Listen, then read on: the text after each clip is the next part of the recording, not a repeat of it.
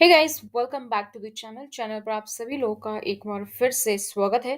दोस्तों, आज की इस वीडियो में हम जानेंगे कि आचार संहिता क्या होती है।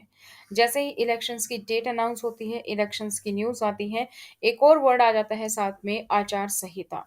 तो ये जो चुनाव आचार संहिता है, ये क्या है, क्यों लागू किया जाता है और इससे जुड़े और भी कुछ सवालों के बारे में जानेंगे।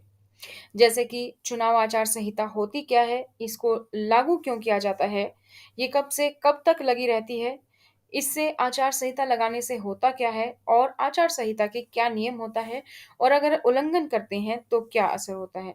तो आज की इस वीडियो में कंप्लीट इन्फॉर्मेशन मैं आपको देने वाली हूँ, तो वीडियो को अंत तक जरूर देखें। और अगर आप लोग इस चैनल पर नए हैं, अभी तक भी आप लोगों ने चैनल को सब्सक्राइब नहीं किया है, तो चैनल को सब्सक्राइब करके बेल आइकन को जरूर प्रेस कर लीजिए ताकि जैसे ही वीडियो अपलोड की जाती है उसकी नोटिफिकेशन आप लोग को मिल सके। चुनाव के समय आचार संहिता, जिसको हम कोड ऑफ कंडक्ट कहते हैं, लागू की जाती है। इसे ही हम चुनाव आचार संहिता कहते हैं। अधिकतर लोगों को आचार संहिता के विषय में जानकारी नहीं होती, जिससे कि वह इसका उल्लंघन करते हैं।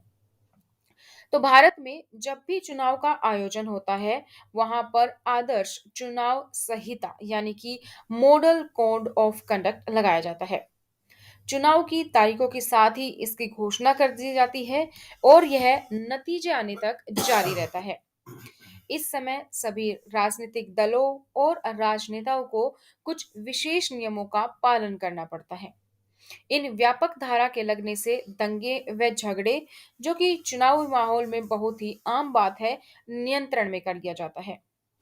इलेक्शन कमीशन ऑफ इंडिया यानी कि ECI model code of conduct के नियमों को बड़ी सख्ती से पालन कराता है और किसी भी प्रकार की अनियमितता देखने पर तुरंत कार्रवाई करने के आदेश उस क्षेत्र के अधिकारी को देता है और यह भी सुनिश्चित करता है कि चुनाव सही प्रकार से संपन्न हो।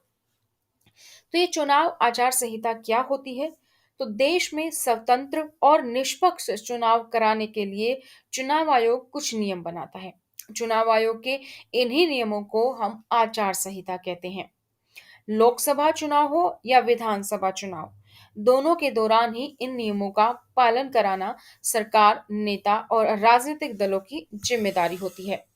तो कब से कब तक लागू होती है यह आचार संहिता? आचार संहिता चुनाव की तारीख की घोषणा के साथ ही लागू कर दी जाती है।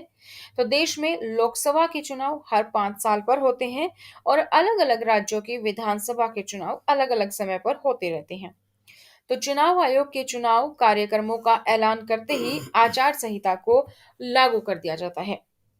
और कब तक लगी रहती है आचार संहिता? तो आचार संहिता चुनाव प्रक्रिया के संपन्न होने तक लगी रहती है। चुनाव की तारीख की घोषणा के साथ शुरू होकर वोटों की गिनती वाले दिन तक आचार संहिता देश में लगी रहती है। तो इस आचार संहिता के नियमों पर नजर डालते हैं। चुनाव आचार संहिता लागू होने के बाद कई नियम लागू हो जाते हैं और इनकी अवहेलना कोई भी राजनीतिक दल या फिर राजनेता नहीं कर सकता। जैसे कि सार्वजनिक धन का इस्तेमाल किसी विशेष राजनीतिक दल या नेता को फायदा पहुंचाने वाले काम के लिए नहीं किया जा सकता। सरकारी गाड़ी, सरकारी विमान या सरकारी बंगले का इस्तेमाल चुनाव प्रचार के लिए नहीं किया जाएगा। किसी भी तरीके की सरकारी घोषणा, लोकार्पण और शिलान्यास आदि नहीं होगा। किसी भी राजनीतिक दल, प्रत्याशी, राजनेता या समर्थकों को रैली करने से पहले पुलिस से अनुमति लेनी होगी। किसी भी चुनावी रैली में धर्म और जाति के नाम पर वोट नहीं मांगे जाएंगे। तो भारत निर्वाचन आयोग का ये पूरा दस्तावेज है, इस तरीके से जो आप देख सकते हैं, और उसमें सारी इंफॉर्मेशन दी गई है। अब बात करते हैं कि अगर आचार संहिता का उल्लंघन होता है तो क्या कार्रवाई होती है। चुनाव आचार संहिता के नियम सख्ती से लागू होते हैं और अगर इन नियमों का उल्लंघन किया जाता है तो उसके लिए सजा का प्रावधान है। चुनाव आचार संहिता के उल्लंघन पर दंडात्मक कार्यवाही की जा सकती है। तो ये थी दोस्तों आप लोग के लिए पूरी इंफॉर्मेशन चुनाव आचार संहिता के बारे में। इसी तरीके से और चीजों के बारे में जानने के लिए चैनल को सब्सक्राइब करें, बेल आइकन को प्रेस करें, वीडियो को लाइक और शेयर करना ना भूलें। साथ ही आप हमें फॉलो कर सकते हैं सोशल मीडिया पर, लिंक डिस्क्रिप्शन बॉक्स में है।